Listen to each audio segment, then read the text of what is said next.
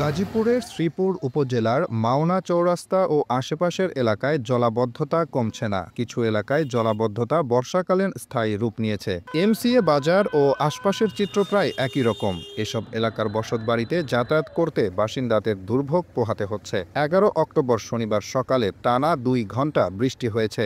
সম্প্রতি অবিরাম বর্ষণে শ্রীপুর পৌর শহরের ঢাকা ময়মনসিংহ মহাসড়কের দুই পাশের এলাকাগুলো জলাবদ্ধতার কারণে জনজীবন বিপর্যস্ত হয়ে উঠেছে। এতে মানুষের নিত্যদিনের কর্মব্যবস্থাকে বাধাগ্রস্ত করে তুলেছে। মাওনা চৌরাস্তার উড়াল সেতুর চারদিকে কমপক্ষে 1 কিলোমিটার এলাকা জুড়ে ঘন বাণিজ্যিক কেন্দ্র গড়ে উঠেছে বহু আগেই, কিন্তু বাণিজ্যিক সুবিধার পাশাপাশি পরিচ্ছন্ন কার্যক্রম ও ড্রেনেজ ব্যবস্থা সে অনুপাতে বিস্তৃতি লাভ করেনি। ফলে দোকানের বর্জ্য, মানুষের বাসাবাড়ির নিত্য ব্যবহার্য বর্জ্য যেখানে সেখানে ফেলার কারণে কোথাও কোথাও আবর্জনা জমে স্তূপ হয়ে থাকে। ড্রেনের মধ্যে ময়লা জমে প্রবাহের গতি বন্ধ হয়ে থাকে। স্যাঁতস্যাঁতে দুর্গন্ধময় পরিবেশ কোথাও কোথাও স্থায়ী রূপ লাভ করেছে। আমাদের মাওনা চৌরাস্তার যে একটা অবস্থা, এটা সাধারণ জনগণের দুর্ভোগের সৃষ্টি করেছে।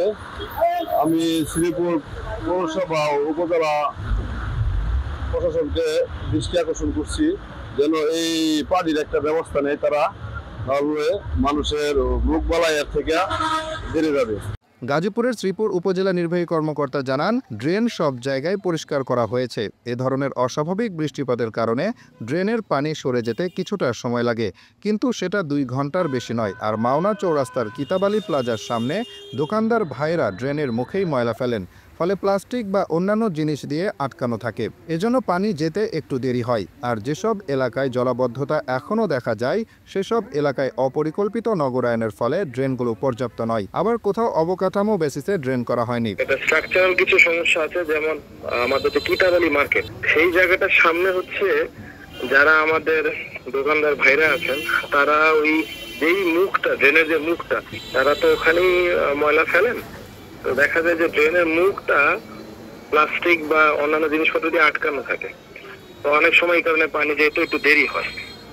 এছাড়া আমাদের ওখানে আপাতত ড্রেন পরিষ্কার করা আছে, আমাদের লাইনও ক্লিয়ার আছে এবং আমরা মোটামুটি পানি নিষ্কাশন হয় 2 ঘন্টার মধ্যে। আমরা দেখি হেভি রেইনফলের ক্ষেত্রে হয়তো বা 1.5 ঘন্টা 2 ঘন্টা লাগে, কিন্তু নর্মাল রেইনফলের ক্ষেত্রে আধা ঘন্টা 40 মিনিটের মধ্যে পানি চলে যায়। অপরিকল্পিত নগরায়ন এবং শিল্পায়নের ফলে যে সমস্যাটা রয়েছে, সেটি অল্প সময়ে নিরসন সম্ভব নয়। তাছাড়া নতুন করে ড্রেনেজ ব্যবস্থার সম্প্রসারণ করতে হলে জমি অধিগ্রহণের কিছু বিষয় রয়েছে। দৈনিক আওয়ার বাংলাদেশ, গাজীপুর।